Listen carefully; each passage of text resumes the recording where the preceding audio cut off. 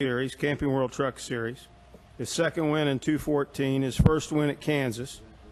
And Crew Chief Eric Phillips notches his 29th Camping World Truck Series win as a crew chief, and that is the most in the history of the series. Congratulations all the way around, Kyle Busch, with yet another perfect 150 driver rating tonight. And Kyle, you won the pole.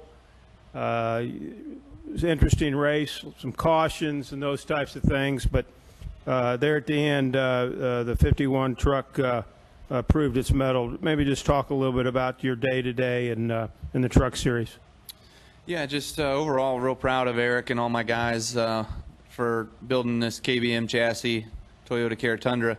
It was really good once we unloaded right off the truck, and we just made some slight changes to it, just kind of playing around with some things, trying to make it better in practice. But felt like we had a good piece. It was fast by itself, had good steam under the hood from JGR engines. So just tonight was an interesting race. It was fun. We qualified on the poles, so that was good. We got in the right draft and was able to accomplish that, and then to just run up front all night and stay out of the attrition. Last year we got caught up in the attrition, so it was certainly a better night for us, and having a fast truck, being up front like that helped.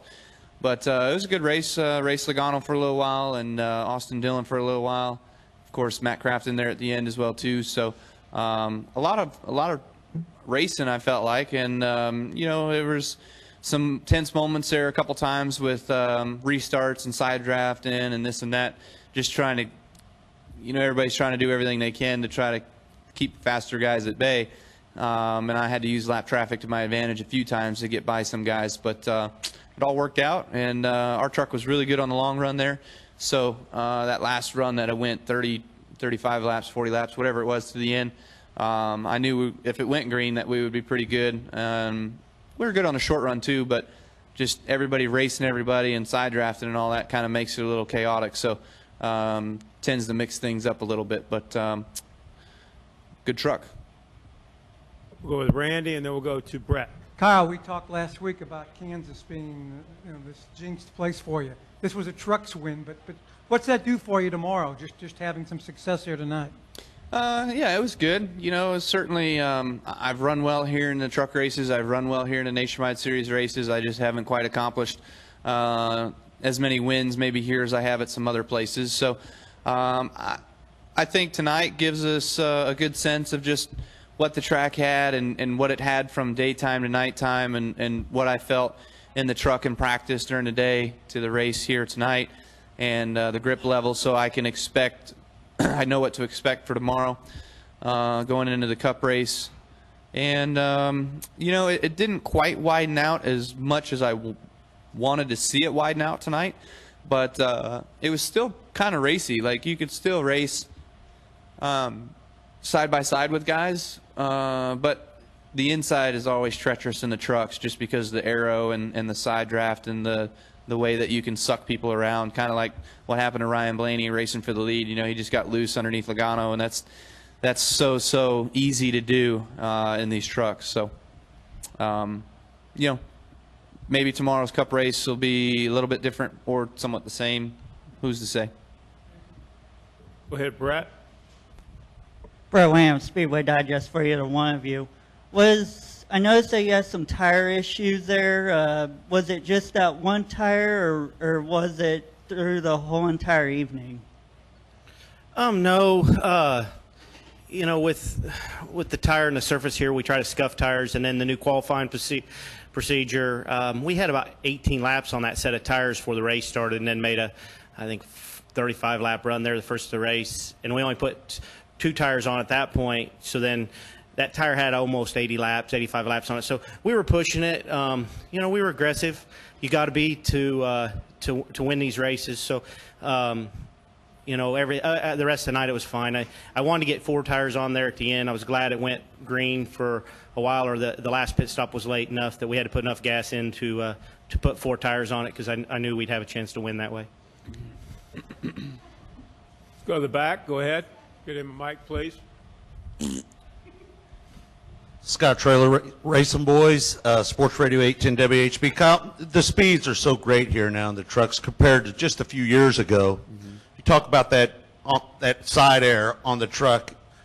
I've always heard people talk about when they get off into the corner, it really holds the truck down. You talk about taking that air off. Is it more magnified now with the speeds, and how much more treacherous is it?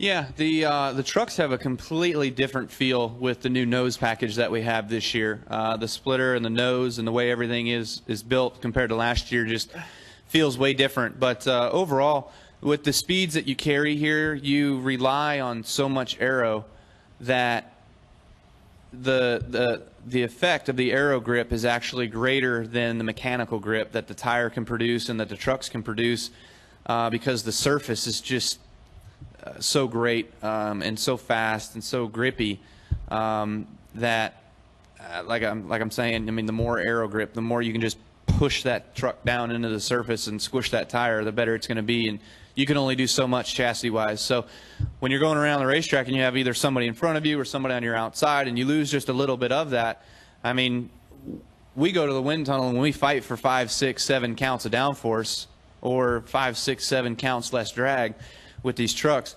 And when you get in behind somebody, you're losing, I mean, 50 to 100 at a time. So it's crazy the effect that you get, you know, and especially the closer you get and the closer somebody gets to you on your outside, it takes all the side force away. So there's a lot of bad things that aerodynamics do to race vehicles. But it's just kind of the name of the game. You're not going to get away from it.